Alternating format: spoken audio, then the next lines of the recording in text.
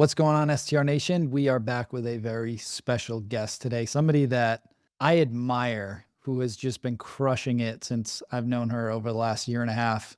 Miss Rashmi Bhat is on the show today from Stay in Texas, which is a really cool company. I love the URL that you got, by the way. And I've watched her go from 6 keys to over 120 in a year and a half, which is ridiculous. And so I want to take some time with her today to break down her journey and share some tips for you to help you scale and continue to build a business that's going to serve you without giving yourself a job.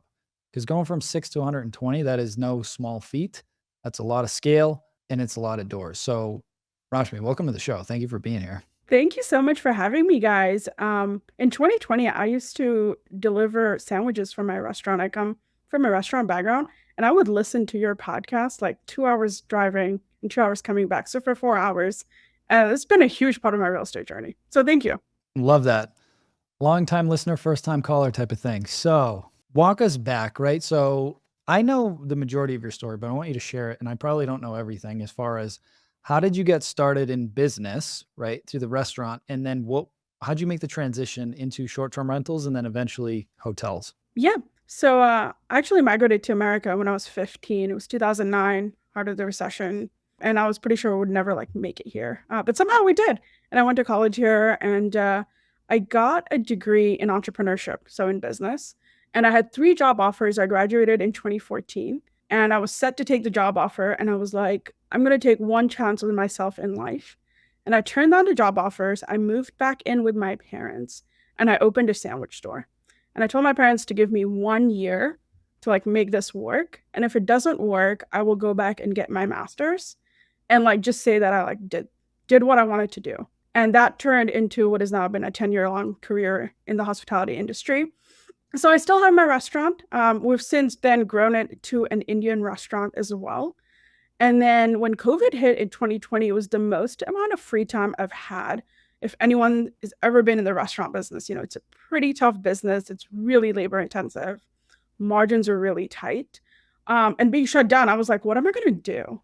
And I'd been interested in real estate kind of 2 years prior to that. And I had met my then boyfriend, now husband. And we were like, okay, if we bought a long-term rental and we're making $200 a month, we need a billion of these to have like any kind of scale. And we're not syndication people. We don't know how to raise money. Like, we don't know anything. And we're like, this is never going to work. And he was like, hey, I've heard of this concept called Airbnb. You should look into it. And I just like went on a podcast roll. I had like 6 podcasts, including yours, that I would just listen to driving up and down. I would get up, listen to the podcast, drive to work. Like anywhere I was just like listening to podcasts. And 2 months in, I made my first offer on a property. And we just went on a roll after that. And I collected kind of 6 on my own. I hustled, I found friends, I partnered, I did like what I had to do. And I got to 6. And I had an incident that happened December of 2022, which I'm happy to talk about what happened.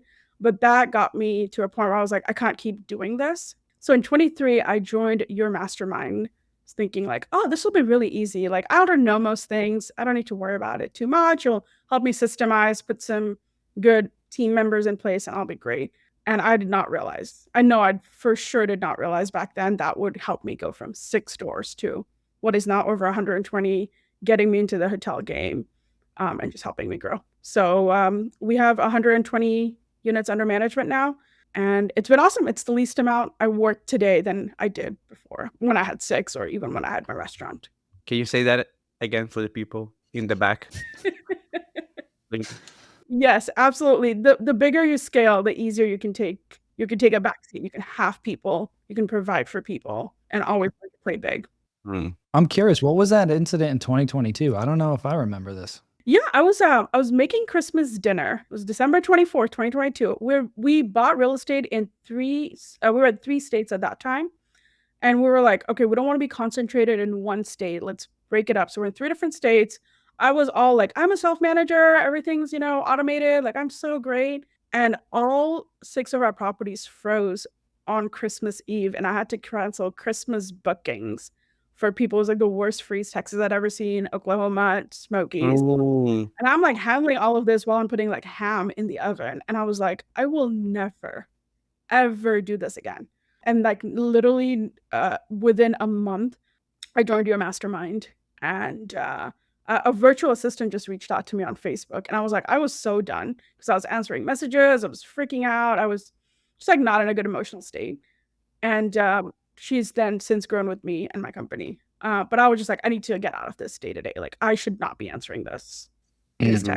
One of the things that I really appreciate about you in the time that I've gotten to know you and watch you grow is how quickly you take action and how relentless you are with it. There is really like a relentlessness. Jesus, that's a hard word. In how you act, where you just like, we were talking off air, right? And you have hotel units, keys that you're like, well, those are not live yet, so I'm not even counting them, right? It's that being hungry mentality. Was that something that you always had, like being quick to action, or is that something that you worked on and kind of like made better? And if you did make it better, how? Yeah, I think looking back, the traits you have in your personal life will reflect in business. So I moved to France when I was 6, and my parents didn't speak any French when we moved. And so I picked up French really quickly and I would translate for them. So I think that built in me to take decisions really fast. And my mom is a really strong woman, and she'd seen a lot of women who weren't strong. So she helped me kind of grow into a woman. And it's a really small thing, but anytime we went to restaurants, even when I was 6 or 7, my mom made me order for the whole family and make decisions. And she was like, it's important for you to know what you want in life. If for something as small as like, what do you order at restaurant? I would call and reserve tables. But I think that's helped me in business where I was like, I want to do this. Let's just go for it. And I'm now in a mindset program with you guys are, and I've since then started even more refining my decision making and going, once I make a decision, it's really hard to deviate from it. Like I'm pretty much all in. I love you brought that up because I actually just started doing that with my 8-year-old. We were at dinner the other night, and I mean, you guys know he used to be very, very shy, and he's way more confident now, whatever. But I'm always make sure now that he always orders, and it gets him to speak with confidence and be loud. And I've noticed a difference by empowering him and kind of pushing him a little bit to do that stuff, that he's more comfortable talking to adults now and just holding his own space. And just that little thing has made a big difference. So it's interesting that you say that, going back to when you were a kid. So hopefully he gets the same dividends and he's at 120 keys by the time he's an adult. But You'd be a lot bigger. yeah. So let's dive into the journey a bit more, right? So you were at 6. I'm assuming you were making pretty decent money, but it felt more like a job. Like when things are going good, it's fine. But then when you start to have issues, you are the person fixing all of them, which sucks, right? You don't want to have to deal with that. So what were some of the changes that you made, like internally as you continued to grow, that set you up now to have such scale? So one thing that was very clear for me is this would never be a job, because when I bought in 2020, I was working 60 hours at my restaurant. Like I physically couldn't have another job. So I purposely bought 2 hours away from me. So like I have to learn how to systemize, because I made that mistake with my restaurant where it took us years to systemize because I just didn't have money back then to like, it was just very bootstrapped. So, and then the next 2 or 3 acquisitions we made were out of state. So like I really had to systemize. So I was good on an initial level. Like, we had systems in place that, we were calling people, but everything was dependent on me. So if I wasn't around tomorrow, like the entire thing would have collapsed. And I'd hired VAs for a while on and off in 2022 to help with this, but it's so hard in short-term rentals because you never know when you're going to be busy. Like there could be no calls for 3 days, and then Friday you would just get nonstop calls. And I straight up just had a point where like I literally had anxiety every time the Airbnb notification went off on Friday night because I'm busy with my restaurant. It's peak hour. So I'm literally standing there trying to make naan or a curry. I have an Indian restaurant, and looking at my phone and looking at these Airbnb messages. And I was like, I can't live like this. And, of course, the AC is out or something like that. So I'm like working 60 hours plus whatever. So in 23, when I joined the program, I brought in 2 VAs. And I was at that point, like the cost of the 2 VAs plus everything I was doing, I was close to break even. Like I was like, I'm making a little bit of money, but like I'm not like rolling in it. And that was a really scary decision to make because I was like, what am I going to do? Like, I've got to fix this. I don't run businesses that don't make money. And so I was like, how am I going to figure this out? And but I was like, you know what? Just hold on just for like 2 or 3 months. Let's just see like what happens. And I think what I did was I stepped into a new version of myself without realizing it. And then in March, a friend approached me who had 40 units at the time and said, hey, I'm really good with sales, but I struggle with operations. Would you be willing to come onto my team and help me systemize my short-term rentals? And I know for a fact if I hadn't built my own internal team who was handling my properties at that time, I could have never said yes to that opportunity and then help build out their team, which then helped me grow into moving into hotels a couple of months down the road. So making those decisions far before like things actually happen, I think it was just one way of basically telling the universe, like, I'm ready to step it up a notch. So Rashmi, did you go from 6 to 46? Yeah. Is that what I understood? Oof. Yep. Exactly, right? Because that's how I felt, right? The sound the mic made. Everybody that is listening to it that has done onboarding of any sort of multiple units, do we all feel anxious right now at the idea of onboarding 40 new properties, right? You're just like, Everybody wants that till you get it. yeah, exactly. So what was that like? And my most, the thing that I'm most curious about is what was your inner conversation in that moment, right? Because you're like, this is everything that I wanted. And at the same time, you're also like, this wave is really, really, really big. Yeah. So walk us through that. So the first conversation I had was I thought I was going to bring in my internal team over here. And I was like, oh, this is so easy. What could possibly go wrong? Wrong call. That was like the first thing I was like, nope, this is not going to work out. So we built an entirely more or less new team from scratch. We had a couple of old people on that team, but we basically built a new virtual team on the ground, from the ground up on that company. And I mean, I'm not gonna lie, like the first 3 months were brutal, man. Like I was in the mastermind and I was scheduling calls with Chris Petsy, who's the ops guy, like more or less every week or every other week. And I would like just send him DMs. I'm like, this is a problem, nothing's working. Like every time we fixed one thing, like 3 other things would break. And I was like, how is this possible? And I was like, just continue. Like, you know how to systemize, you know how to be very good at operations. Just hone in on that. Just keep going. And it's going to work out. One thing my business partner did really well was we had an ops manager who's still with us. And so she was boots on the ground, which is, I think, a really important hire to make when you're at the scale of the 40 and above. On my kind of 6 portfolio, you can get away by not having somebody, on the ground. But I kind of at the 40 scale, especially when they're all kind of concentrated in one area, that was a really good decision to kind of bring them on. And they have a cleaning background. So they came from like cleaning companies. So they really understood STRs, which is another kind of key part in like this onboarding. And back when I joined, like 2023, like business was good. Like we were doing well, but we could have done a lot better. And I think we've put so many systems in place that today we could probably bring on another 40 and still like not break a sweat. And we took that time to really systemize. It was literally one day last year, like I literally shut off my phone from 8 a.m. to 5 p.m. and we wrote out a 3-part onboarding doc that was literally like, step 1, make sure contract is signed and saved into this Google Drive. Step 2, we have like a 20-page onboarding doc for our owners that they have to fill out. We have like a 3-part process that like is so good. Like I'm so proud of it. But it took us like that one day, and then it took us another like month of just constantly working on it to make sure that system didn't break. That's exactly when people say don't work in your business, work on it. That's that. Yeah. Because what you did for yourself in terms of laying down how wide the foundation is, that's priceless. Because as you said, right, like we can onboard 40 more properties tomorrow and be just fine. Like how many people would want that? Yeah, and it just took a lot of time, and like we were grinding for a while. Like we don't have a choice. But the one thing we weren't doing was picking up Airbnb calls and messages because we had like a really good virtual team that was on that, so it led us to focus on the bigger things.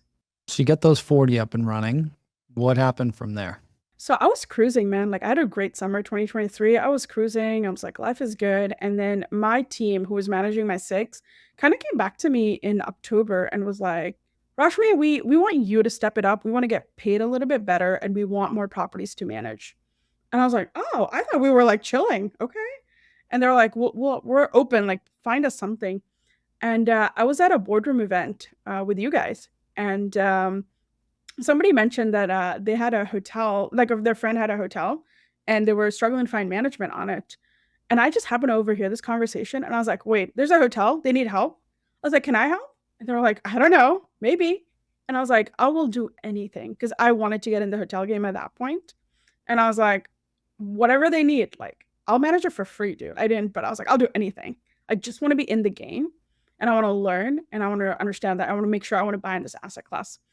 So I picked up my first hotel under management there. That led us to getting two more hotels 2 months down the road.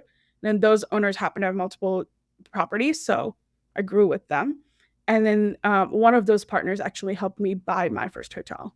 So that journey it happened within since November of 23. So in like the last 6 months. Yeah.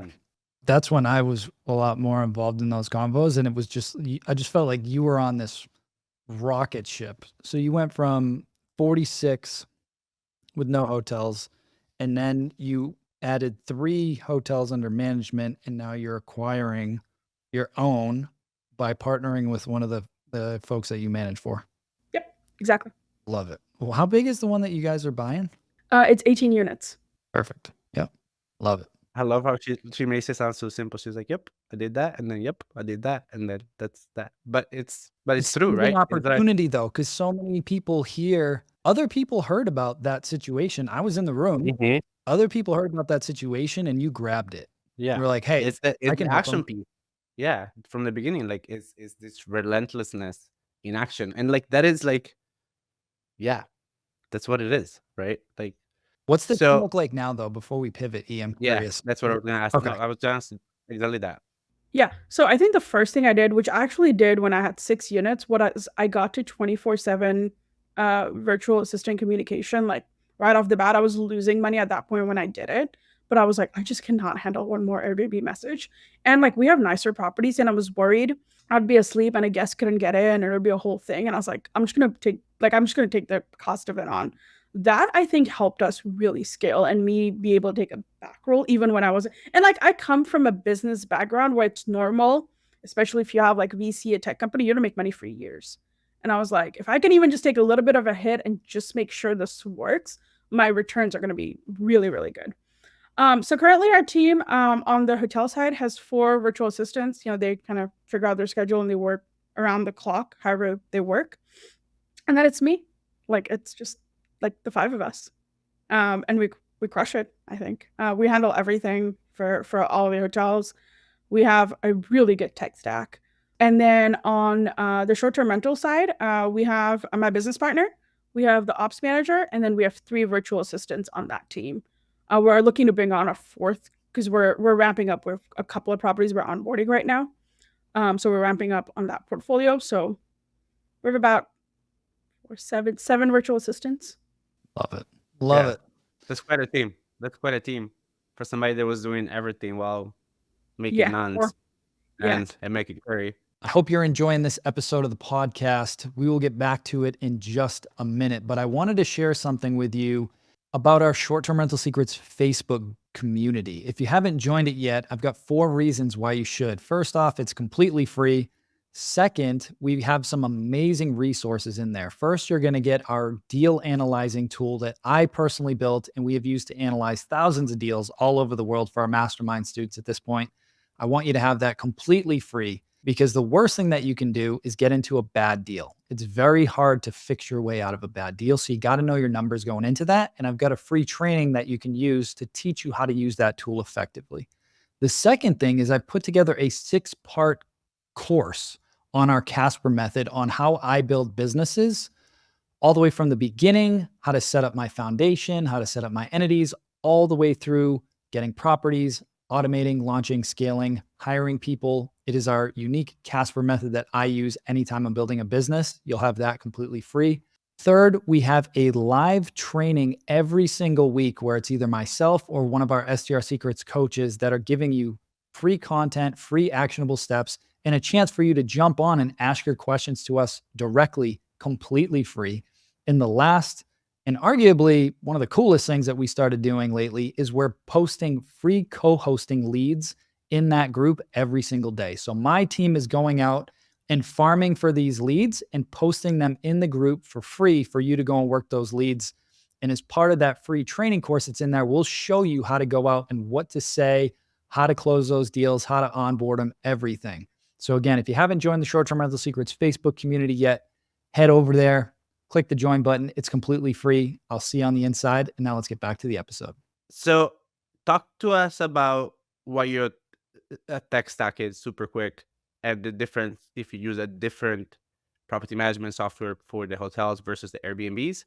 And then I'm sure both Mike and I have other directions we want to go in terms of Yeah. questions. So I have a pretty broad tech stack. So for our short-term rentals, the ones we have under management, we use Hostfully. And then for my personal properties, we use OwnerRez. And then for the hotels, we use Cloudbeds. So we have 3 different property management kind of softwares. Did your team hate you? My team hated me when we had 2. It's not bad. So the Hostfully team only manages Hostfully, so they never interact with the other 2.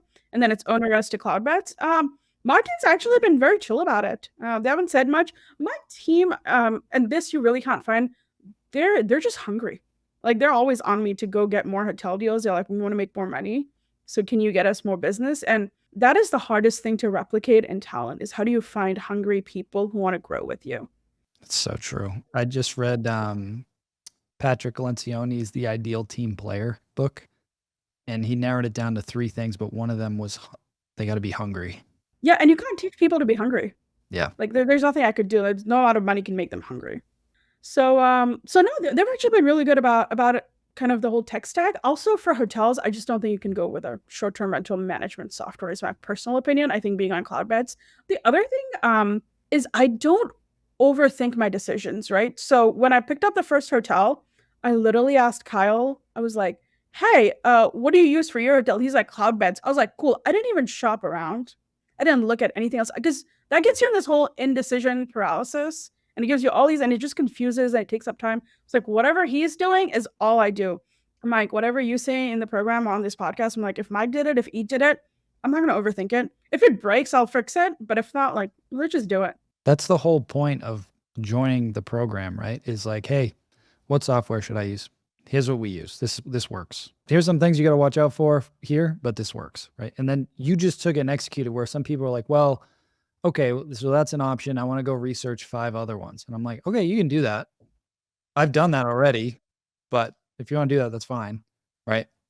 And to me, that's why you've accelerated so quickly, because you trust the process and you just execute. Because regardless of what tech you use, that's not going to make you more money.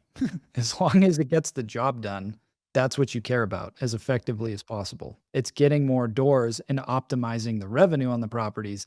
That's what's going to move the needle. 100%. So I'm curious from you now, after going through this crazy whirlwind, really the last year and a half, what are your goals now?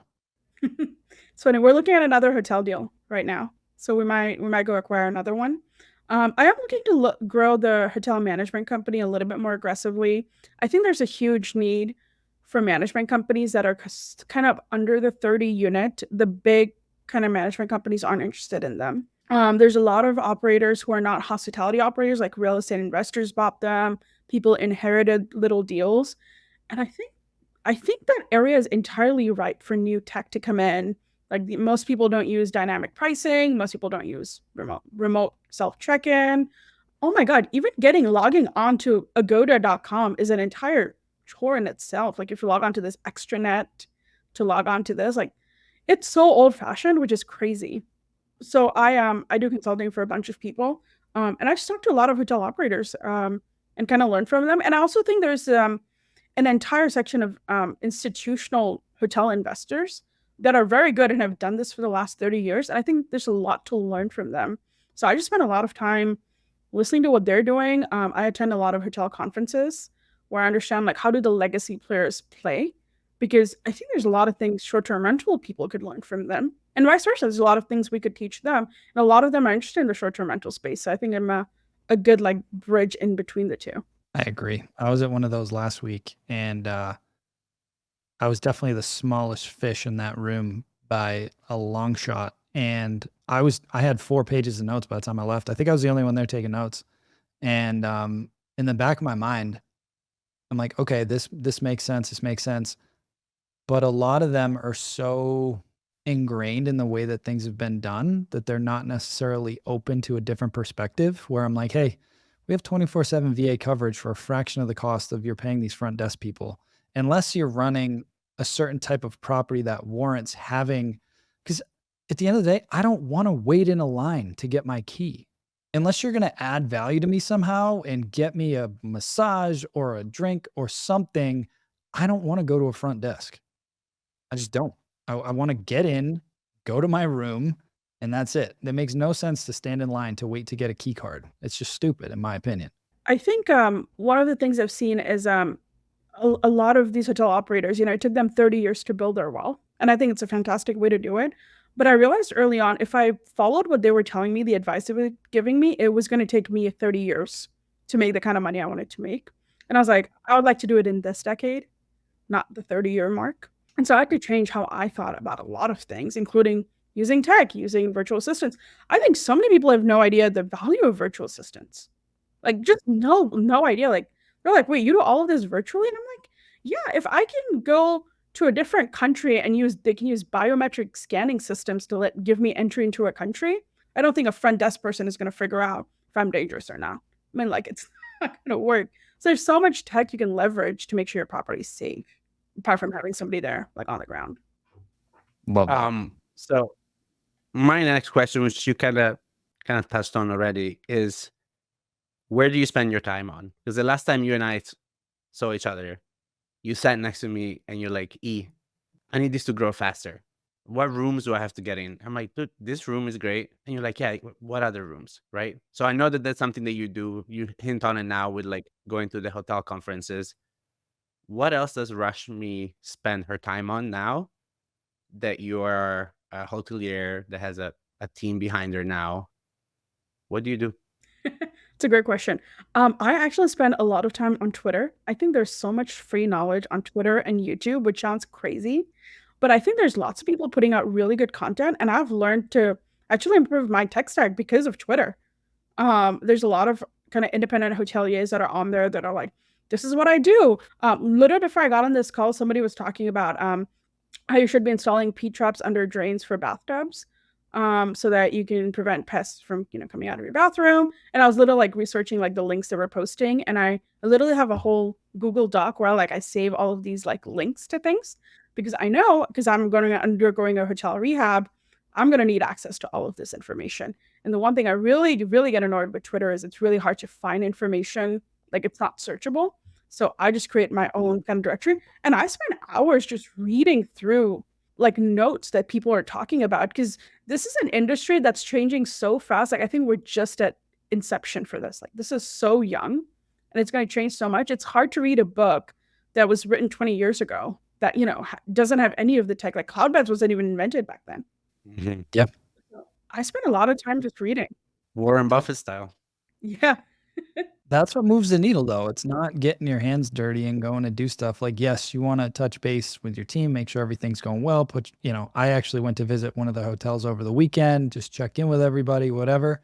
But to your point, to me, it's research around what's going on in the industry, and then leadership. Those 2 things, and mindset. Those 3 things, really. Leadership and mindset I look at as one and the same for me. But that's where I spend my time. Like that, and that's the way to grow faster, right? And having a really good team, knowing what to look for, how do you empower them, who's going to be a right cultural fit, who's hungry. When you get a really good team behind you, that weight comes off. And to your point, then they start pushing you to be like, hey, get out there, go get us some more deals. Like, we're hungry, man. Go feed the beast. I think 2 things on there. Who, not how, right? So every time I hear of a new idea, I'm like, who can I find that will help me do this? So we have revenue managers for our short-term rental portfolio. That was like one of the first things I did. And the first time I did it, mostly everybody was like, really? You're going to give up pricing? I was like, I'm a bottleneck for it. I'm not the best at it. I'm good, but I'm not the best. And I'm not consistent enough. So we took that off. We're in a market where everybody is down on ADR. We're meeting last year's numbers, which is awesome. And new properties that we're onboarding, we're doing better than they did with their old property management because we're on top of it. We're investing in other people, which was like, it's necessary for us to kind of grow and get to the next level. And the other thing I am focusing a lot of time on is social media. I think hotels, especially these experiential stay, there we go. The future is going to be getting bookings on, if TikTok doesn't get back, TikTok/Instagram/YouTube. That's how people find out about things. So I find out about things. So leveling up my game, I think it's totally great to hire, somebody to help you with your social media, a content creator, but really honing in and going like, what kind of stories are people looking for? And being able to showcase that through your hotel, and even rehabbing your property to make sure it's designed to be shot really well on video, on your phone, or your iPhone, and making sure you have spaces that people are looking for and being able to showcase that and getting off the OTAs. Because I just got back from the IMN conference. And at this point, I think in time, it's not OTA versus direct book, it's OTA plus direct book. Like the OTAs are always going to be around and they're a huge part when you're new. But then how do we convert them, especially in the hotels, to direct book, but also having a really solid back end on direct book? Everybody loves this whole direct book thing. And I really have to tell people like, it's good, except your cost per customer acquisition is probably the exact same on OTA versus direct book. You also better make sure your chargeback, your rental agreements, your checking driver's license is extremely strong. Like we're dealing with chargebacks right now and we're on top of it. Submitting video footage, submitting rental agreements, and your team better be on top of that and have them train in these systems. And I was just looking at a new tech stack that could help, pre-authorize credit cards to make sure they actually match the person, and always loving up my tech game because I was like, we're good, but we can always be better. One of the things that I learned early on, probably a year and a half in, I'm like, man, I got this whole thing dialed in.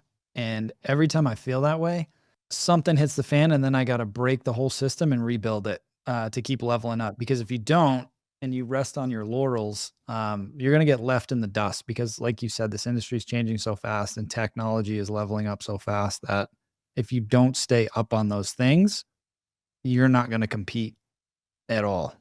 You just won't. So. And every OTA is so different. So we just had an incident with Booking.com where I knew this on the back of my head, but I didn't communicate well enough with my team, where Booking.com layers discounts on top of each other. So we had a $150 night go for $45 a night because somebody logged in, were a gold member, they got 20% off, plus they booked on their cell phone, which had a 10% out. So all of that added, and I was like, that was a complete amateur mistake on my end, like completely. And it's easy to be like, the team should have caught it, but at the end of the day, it's on me. So I was like, yep, like we messed that one up. So we went back in, and now we literally have videos we watch for Booking.com where we're like, we're going to be experts. Like we're so good at Airbnb and Vrbo, but like we're lacking on our game on Booking, Agoda. And so we're like crash course in all of those, on all of those platforms. Yep. I loved this entire show. And one of the things that I really love and appreciate about you is like always looking how to improve, always taking ownership of it. But also what you said earlier, which we kind of like just kind of inserted it very lightly, is I come from a business background, so I am okay not making a lot of money at the beginning where I'm in the process of building something. I think that attitude of mind is what differentiates people that can grow really big businesses versus people that cannot. And it's just that attitude of being like, do I get a little bit from here? Do I get a little bit from there? And that, again, to me, is like, you can teach it in a way because it's just a matter of like embracing that, like just that sucky feeling that you have in your stomach of being like, oh, this month's going to be tight. And you're like, okay, squeeze it, right? Like really squeeze that belt. And always investing back in the business because you know that that's how you got where you are now. I'm also just willing to do anything for my dreams. So like I moved in with my parents when most people were like, I would never move back in with my parents when I was 21. I'm like, I didn't blink an eye. I was like, I've got to start my restaurant. Like I'm young. I'm just gonna do it. And like if the world thinks that's weird, maybe it is. Like it's really fine. I spent 9 years with my parents living at home because I didn't want to pay like I was paying my rent to my restaurant, basically. But I think you have to be willing to do things that other people won't do and be willing to take a bet on yourself. So good. So good. I want to end it on that note. Before we get into the last question, Rashmi, where can folks learn more about you, your Twitter handle that's been blowing up, and all the amazing things that you have going on? Where can they get in touch with you? Yep, I hang out on Twitter or X or whatever it's called now. I'm at Chai and Cabins. I'm usually pretty responsive on there, so Can hit you me spell up that on out there. for us? Yeah, CHAI like chai and AND and cabin CABIN. So Chai and Cabins. I'm also on Facebook under my name, so if you just look me up, you'll find me. I'm pretty available. I try to get back to everybody as much as possible. If not, just join Mike's mastermind. You will definitely see me in there. She's a savage in there. She went from the mastermind, now she's in the 7-figure boardroom, and she's She's a lapping people savage now. in every room she walks in. Rashmi is like, listen, guys, Rashmi is here. Yeah, I am super proud of you. Like the Thank way you've done it and just the growth that you have put in yourself and like how relentless you are. It's amazing. It's inspiring. And like, again, there are some people that set 120 key goal over the course of 5 years, 4 years, 3 years, and that's fine. But you showed everybody that you're like, or 18 months. Why not? You know? So Yeah. super proud of you. I'm gonna do a shameless plug because we never do this, but I'd love to ask you, Rashmi, what do you think was some of the biggest nuggets that you got out of being in the boardroom? Because we don't talk about it a ton, and then people are like, what the hell is that thing anyway? Yeah, so I'll start with the mastermind because I think both are equally valuable if that's okay. And then just for different people. So the mastermind helped me systemize my business, which again sounds so easy and it's people's dream thing, but like actually going through the process it's time consuming and you're working double time. Like I was listening to everything, then systemizing, then training my VAs, then managing my entire business. But putting in those 3 months and grinding it out like set me up for life basically. And then I took those systems and actually implemented in my restaurant. So now I'm out of the day-to-day at my restaurant too. And I have been for last 6 to 8 months. So that got me to level up and out of like day-to-day. And then going into the boardroom, I was thinking about hotels, but wasn't quite sure like if I wanted to do it. If I didn't, I was like, what does it look like? And I don't know if you remember this, Mike, but on my very first mastermind call, I came in with a hotel deal. And I was like, oh, this hotel deal is great. And then Mike just like tore it apart. He was like, this is why it doesn't work. This is why. And I was like, oh my God, all of these questions. I'm like, I didn't even think about this. All of these things. And that got me like, okay, I'm gonna buy a hotel one day. And so going from the mastermind into the boardroom got me to step up my game because my team was like, we're hungry. Let's get the hotels. And I will be honest, like when I joined the boardroom, I had no idea you could manage hotels. Like no one had told me you could manage hotels. And when people started talking about like, yeah, like, I have a friend and this, I was like, this is totally a business. And I think more people need to be in this business.